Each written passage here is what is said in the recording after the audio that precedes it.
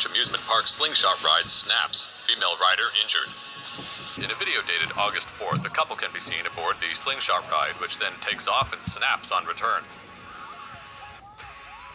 The August 4th video shows a man and a 24-year-old woman aboard the slingshot ride in Luna Park in Cape d'Agde, southern France. The ride works by stretching two long elastics attached to the rider's cage, then releasing the cage's anchor. But on August 4th, one of the two elastics snapped on the cage's first return, causing it to crash into the stanchion where the remaining elastic was attached, breaking the female rider's leg. The riders were finally rescued after remaining suspended in the air for an hour. The male rider was not seriously injured. Luna Park officials said the accident was the result of a manufacturing defect in the elastic band. Investigators are independently looking into the cause of the accident.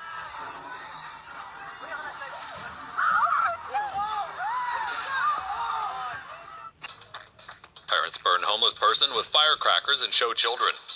Albuquerque police arrested two parents who lit fireworks from their SUV and threw them at a sleeping homeless man, all in the presence of their three children, aged 12, 10, and 2. On the evening of July 11th, Joshua Benavides and Irene Enriquez drove their purple SUV to the corner of Quincy Street and Silver Avenue with their children. The couple then threw firecrackers at a sleeping homeless person, seriously burning him. When the man fell unconscious, the couple fled. The homeless man, who is Native American, suffered serious burns and remained in intensive care for 2 weeks. After the surveillance video was released, neighbors tipped off Albuquerque police, saying that the couple recently painted their SUV white. The couple initially denied their involvement, but were later arrested on charges of aggravated battery and for letting their children witness their crime. Benavides and Enriquez told Albuquerque police that they were only trying to scare the homeless man, not set him ablaze. But what do you think? Russian police search for thugs who dyed a stray dog pink. A cruel prank has sparked outrage after a stray dog's fur was dyed bright pink in Russia. The incident took place in the city of Izvizvik in Russia's Udmurt Republic. Someone must have thought it would be funny to make the canine look fabulous. We're not exactly sure how the dog was dyed pink, but we imagine something like this may have happened. The poor dog was picked up by wildlife volunteer Vera Ivanova after reports about it appeared on Russian social media. Vera took the dog, who'd been nicknamed the Pink Elephant, to a local shelter. Vera says the dog seems fine, though it has been vomiting. She suspects the dog is vomiting because it was recently dyed. At the shelter, volunteers have been washing the dog to get the dye out of its white fur. Local police are now looking for the person who dyed the dog pink, and they could be charged with animal cruelty. Dyeing animals pink seems to be a thing in Russia.